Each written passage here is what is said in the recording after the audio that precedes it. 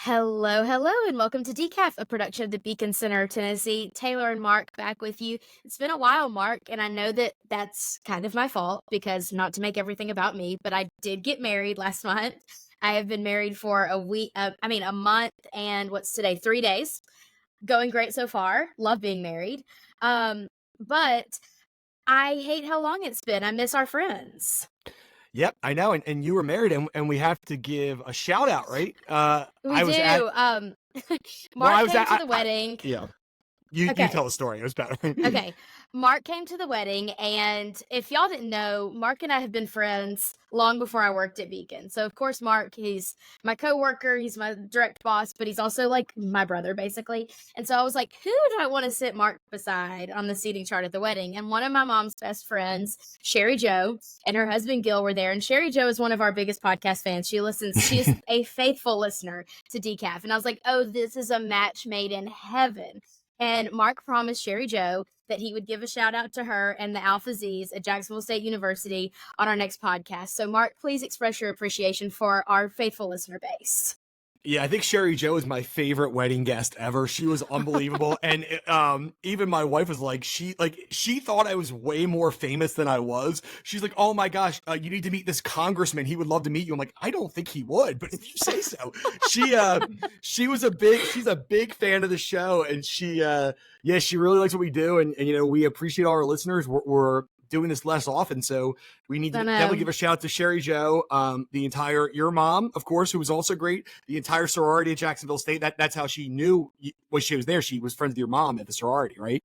Right. And then one of my mom's other best friends who was at the wedding, her husband is a congressman and he was there. And so I kind of had everybody sitting together that all had similar political views and decaf listeners and would all get along great. And just all the Alpha Z's at my wedding. There were more Alpha Z's than there were people who were in my sorority in college, which is kind of crazy. But yeah, it was a really great time. I have the cutest picture of Mark and I ever, because believe it or not, he really does love me. And I've got such a cute picture of him giving me a hug right when I came out to the reception, that and then another picture of Mark blinking that he won't let me share. But maybe I'll share the one of us hugging to prove that Mark actually does like me from time to time. But it was a fun wedding and we had great food, and that's what really counts. Good food, and yeah, and honestly, it was funny watching my boss Justin was across the table from me, and watching like somebody talk about how much they love decaf. It's like it almost seemed like I paid her. She was talking about how great it was. I know it was a great experience, and Justin was like, "I don't know what's happening here, but What? It feels like." Yeah, it felt like Taylor Swift walked into that thing for Sherry Joe, but it was a great Listen, time. maybe I set us up in a position to get some clout. I feel like it is my wedding. I could make it all about me. And so, like, maybe I did it, maybe I didn't. I don't know. We'll never know. The seating chart was what it was. But yeah, it's been a really fun month. Had a great time at the wedding, had a great time at the honeymoon. Now we're back in action. And one of the first orders of business of being back in action was releasing our July poll. And I love poll release. I love getting to have some creative parts in building our website, which if you haven't seen it, beaconpoll.com, you can check out all the results there.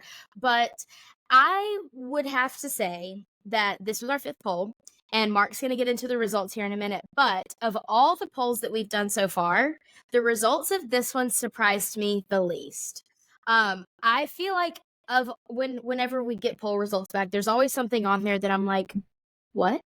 This poll didn't really surprise me. And there was one answer in particular that I was really encouraged by, where Tennesseans stood, and it has to do with entertainment. And maybe, Mark, you're catching my drift. I don't want to spoil it, and you can kind of get into that. But it kind of confirmed what I thought. But this was the least surprising poll to me. All of the results were exactly where I kind of thought they would be. But Mark, why don't you get into it and give some of your top takeaways and some of your favorite results before we talk about the timeliness of our poll and what has happened since? I was going to say, the one thing I noticed with the poll is that there's not been a poll that we've done that's aged so poorly. By the time we were presenting it on a Monday, the former President Trump had an assassination attempt on his life, which really moved our stuff back. And then I'm doing interviews the next week, and President Biden is not even the nominee for the Democratic ticket anymore. So a lot happened in a very short amount of time, which did not age our poll well.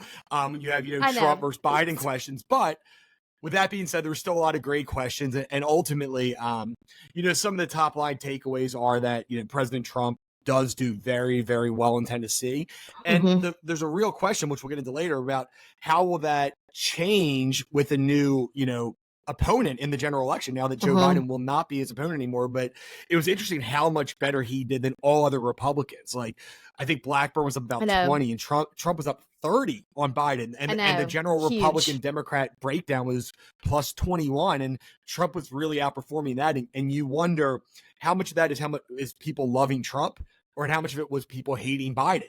So we'll find out probably in October what that was. Well, and what I'm going to want to know specifically in the next poll, and this was interesting to me how RFK Jr.'s numbers went down in this Oh, poll. big time. I'll be interested to know and see if his numbers go back up depending on who the DNC chooses as their candidate. That's what I'm really kind of interested in, the third party independent vote, depending on how things are changing, because we've been polling the same three people the whole time. Now something is going to change. How will that change everything, not just Trump, but the third party as well? That's what's going to be fascinating to me.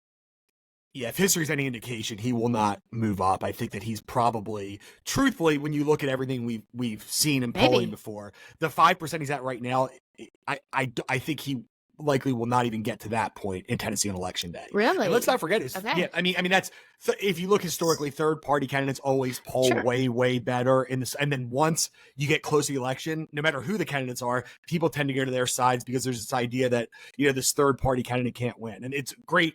You know, Ross Perot was actually literally winning in the summer before the election. Then he came in a I didn't distant know that. third, 1-0. Yeah, there's a great Time magazine. Shout out to my Professor Azari from Marquette, my college professor. She Wow. showed us that there was this great Time magazine that said Ross Perot is winning the polls, but can he win the presidency? And it was the front page of Time magazine. And obviously, he did not win the Wow. presidency. Obviously So not.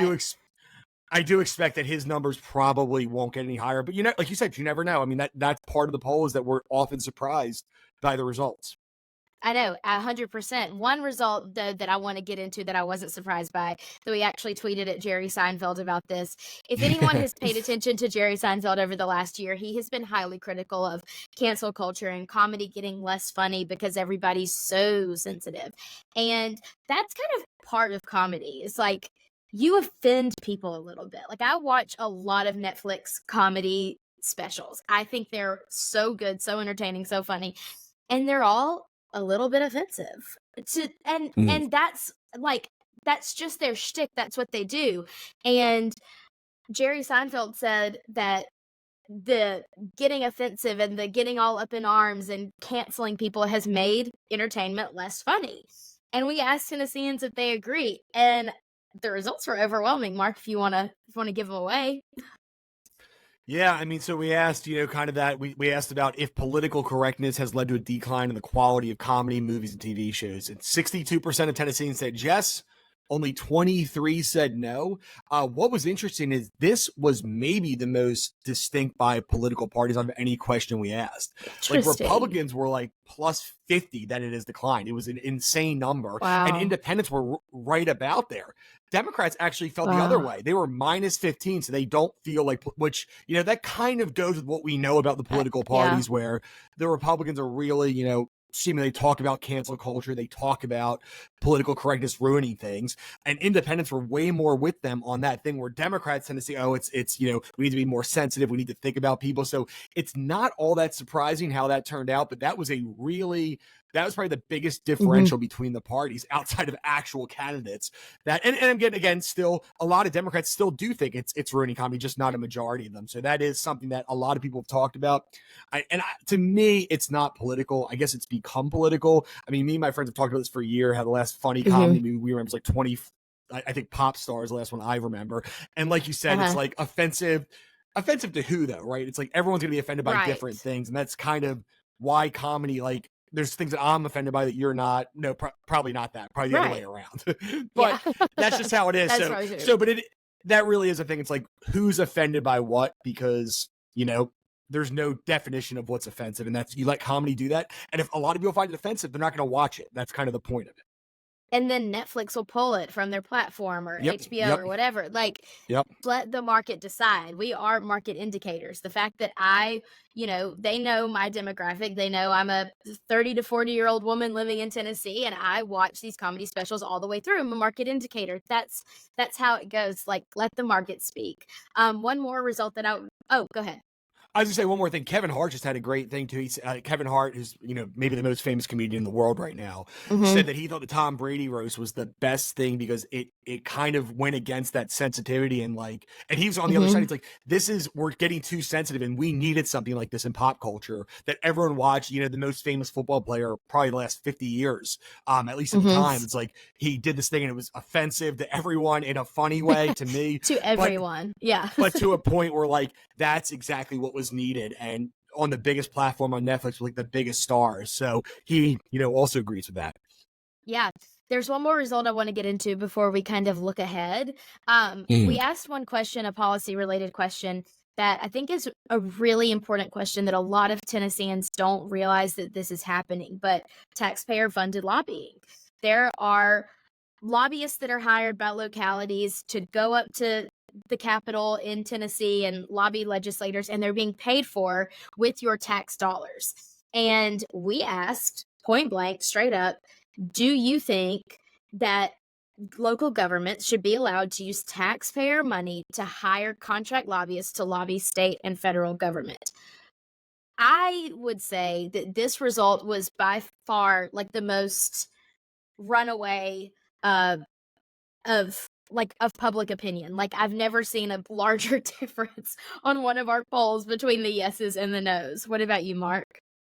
Yeah, I mean, when you have 5% of people agreeing on something, that is this. I mean, that is the same amount that are voting for RFK Jr. Like, it is a very small total. And it's interesting because, like you said, I just don't think many people know about it. And even in this idea, I think a lot of people are like, "Oh, I'm against that." But it was more theoretical to them because they don't know it's happening, and it's happening in Mhm. Tennessee, but across the country. So politicians from both sides should take note of that people don't want their local governments to use their tax dollars to hire, contract lobbyists. And, Right. looking into that even more, a lot of these, I know that Ron and Jason had asked for some open records. A lot of these municipalities don't even know how much they've spent, where the money's going. Like there's no there's no transparency around it either. But people are super against this idea. And if you're looking for a bipartisan piece of legislation or something, here's one where you get everybody on the same side of, because I mean, ultimately, good. no, I'm just saying it was 72% of Tennesseans that agreed on this. Try to get 72% of anybody to agree on something. Like, that's a But it's feat only in five. It was itself. only 5% against it. It wasn't like it was That's 72, true. 28. It was 5%.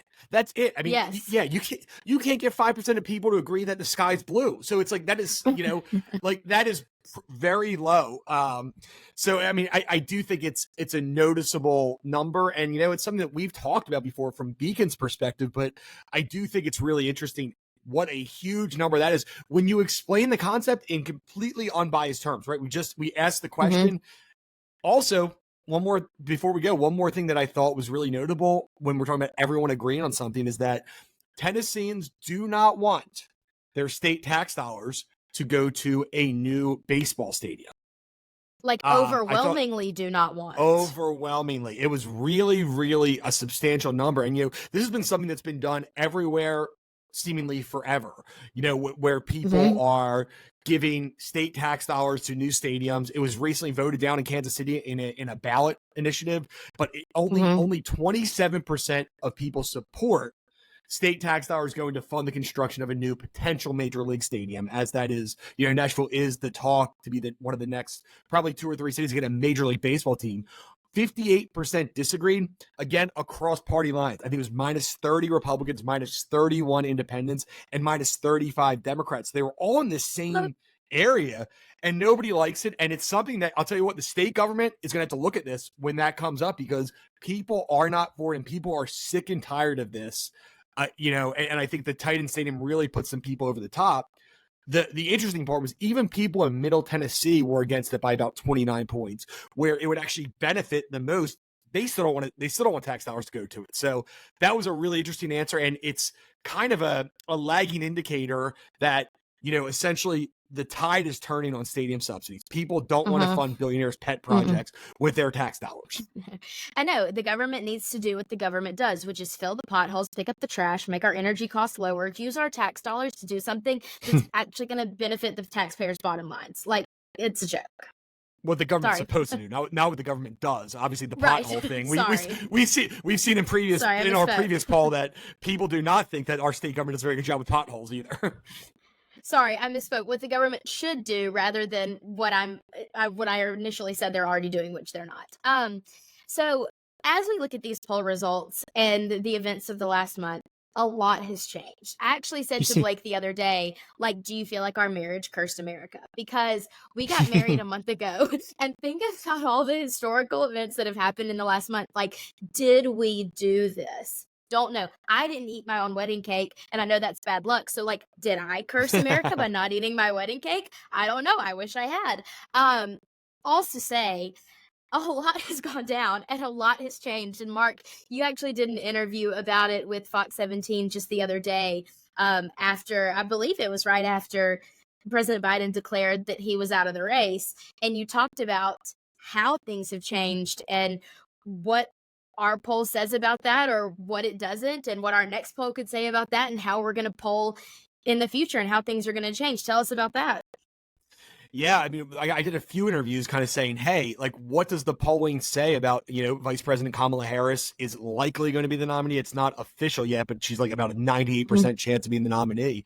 And they want to see how that would change the election results, based on what polls that have been done. And, it's helpful for polling that, people have talked for months about President Biden dropping out. That's been it was, I guess, called a conspiracy theory at some point by the left, saying that Republicans saying that we're conspiracy theorists. But regardless, that's something that's been polled since January. And we actually polled that. I don't know if you remember, we polled Democrats of who their choice of president would be if Biden were not to run. And I totally forgot that we did that. Wow, look at us. Look at us. Yeah, and Kamala Harris was the choice of Tennesseans if he were to drop out. Ultimately, what we've seen is that Kamala Harris does poll better versus Donald Trump than Joe Biden did. There's been enough polling to see what's going on. And the interesting thing about Vice President Harris is that she has kind of more room to grow, but also more room to fade. Everyone kind of knew what they thought about Joe Biden. Many people haven't really heard much from Vice President Harris the last 4 years. So, I mean, it gives her a lot more upward mobility, but also she can lose votes because there's enough people in the middle who would say, either I'm probably not voting for Biden. I think he's too old. I just don't think he can communicate clearly. That would give Harris a chance. So the polling's been interesting where Donald Trump is still clearly a favorite to win the election. He's somewhere between, it depends where you look, probably about a 60% favorite, but that has gone down. It has gone down since Harris has become the nominee. It was closer to 70%. And it'll be interesting to see what happens in the swing states. The one thing to look at, which, people are telling you what these national polls look like, they don't really matter. You want to look at Michigan, Wisconsin, and Pennsylvania, essentially, with the idea that the Democrats probably have to win all three to win the election. And so far, I've seen some Wisconsin polls that showed her polling, 3 to 4 points better than Biden. Still, like I said, either a slight underdog. Yeah, still lagging where Trump's at, but they feel like they have a better chance. And it's not just about moving people from one side to the other. It's about getting this base out that has been, of the normal Democratic constituency, which does not feel excited, does not feel like they want to vote. Younger people, some minority. And if you look at the minority numbers, I mean, a lot of minorities, have either gone to Trump or have said, I'm disillusioned, I'm not voting. So they're hoping that she can get some of that group back. But it'll be really interesting. But the one thing that, you could say is Trump is clearly a favorite. There's no doubt about that. There's no doubt, pretty clear. And Kamala is pretty clearly a better candidate than Joe Biden in the head-to-head matchup with Trump as of now. There's still a lot of time, and don't forget, the last time Vice President Harris ran for something, she got pretty dominated in the Democratic primary, so with a lot of money. So it'll be interesting to see how what she's learned from that and how she's come across. And of course, you have a vice presidential announcement since then from Donald Trump of JD Vance, and you're going to have one coming up pretty soon from you know, The presidential Harris nominee Harris, campaign. Yeah. which will likely, yeah, I don't know what to call her. Like, she's a nominee, but she's Right. vice What do we president. call her? But I yeah, know. yeah. But from Vice President Harris, and that seems to be kind of a lot of analysts and the betting numbers that's between Mark Kelly, the senator from Arizona, and then Governor Josh Shapiro from the state of Pennsylvania, which the Democrats desperately need to win. So it'll be interesting to see. I think the best way to talk about it is we really don't know much yet. The polling over the next 2 to 3 weeks after the Democratic convention will tell us a lot more.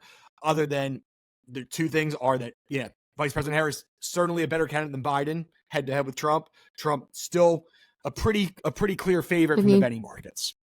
When you say, and you've said it twice, that two things we know for sure, it sends a chill up my spine because, like, do we know anything for sure? Everything has turned topsy-turvy within the last month. So, we like, know do we for know sure. anything for sure? We know for sure right now at this moment. It might not be for sure next week. And that's always a good thing to remember. People talk about it, but like polling is always a moment in time. This does not mean that's how it's going to turn out. It doesn't mean anything. It just means as of this moment right now, this is where we're at. And like you said, by tomorrow, something drastic could happen. Trump could get another indictment. He could have something dropped. Something could happen to Vice President Harris. And like things can't change so rapidly here, which is why I would tell people, this is one thing I'll say, don't get too up or down on your candidate no matter where you're at, because things change drastically. And essentially, our country's still something like 45-45 with kind of a 10% that can move one way or the other. So the idea that any candidate is a sure thing to win, it's like I see Republicans say, oh, Trump's going to win. I'm like, he's a favorite. It doesn't mean he's going to win. Hillary Clinton was at a higher favorite than this in 2016. Right. So it doesn't mean anything. And Democrats it seemed like, especially with Joe Biden, they were saying, oh, it's over. And like, these things are not over. That's just not how it works. They're not over at any point.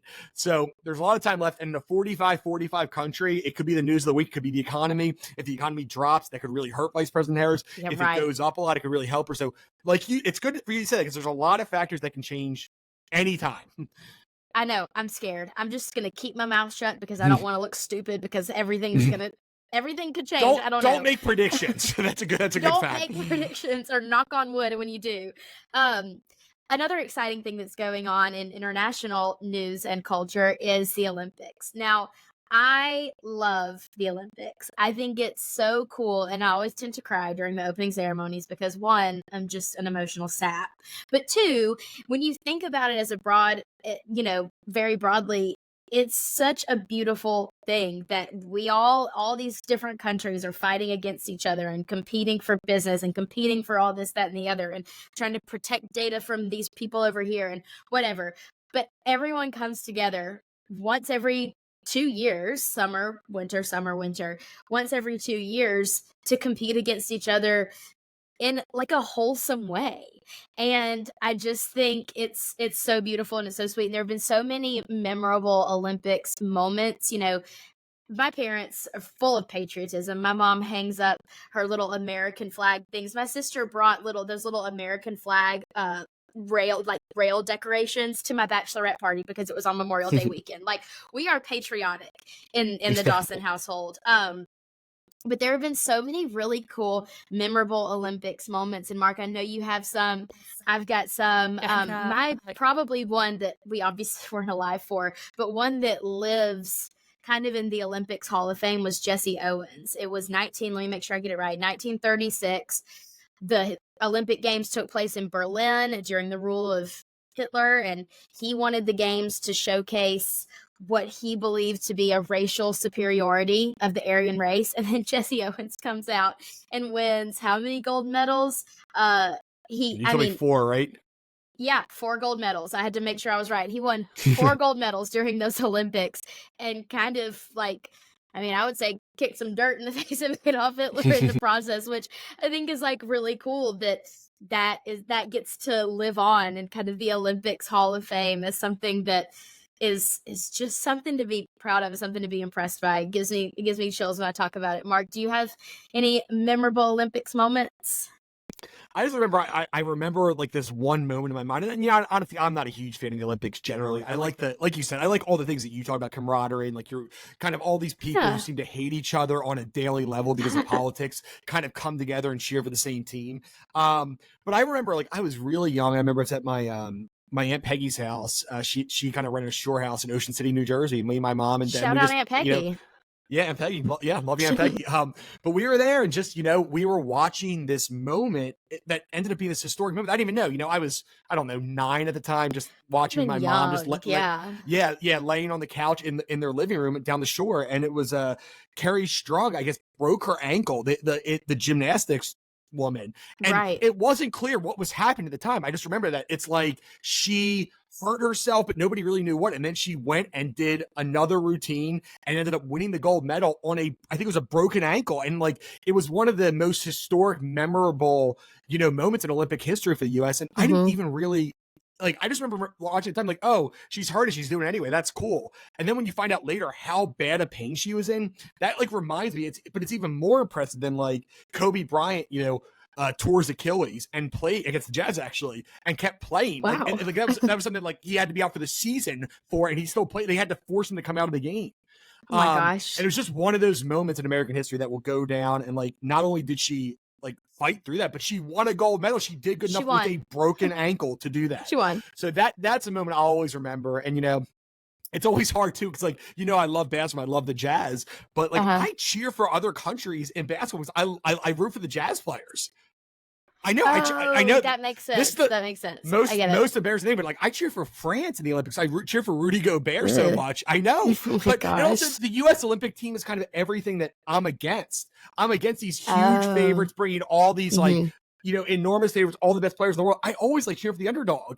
And it's like my little Jazz guys and these other teams. Yeah, I know. I like cheer for Bogdanovich and Gobert and, all these guys. So I will say that I cheer for the U.S. in everything except for basketball. I will cheer for guys who I really like in basketball because the U.S. is such such a huge favorite in that sport. And honestly, they play the right way. I watch the other countries play. They play a beautiful game of basketball where the U.S. a lot of just one-on-one, stuff, and it's just not good basketball to watch. Yeah, well, it shouldn't surprise anybody that my know nothingness about basketball translates to the Olympics. I'm here for the swimming, the diving, the gymnastics, the golf. Like, those are the things that I really enjoy watching. I can't wait to just have it playing all day on television. Volume turned down, but still playing. I did that with the Winter Olympics. I do that every time the Olympics come on, is I just turn it on. I do it with golf tournaments too, Thursday and Friday, major golf tournaments, but volume down, TV on, just so you can keep up with what's going on. I love to see it. I think that the fact that U.S. gymnastics has kind of dethroned Russia in the last few years as being a gymnastics powerhouse is so freaking cool. I think that Michael Phelps, just his year after year after year dominance in the swimming pool, he won, I think it was 8 gold medals in the 2008 Olympics, setting an Olympic record.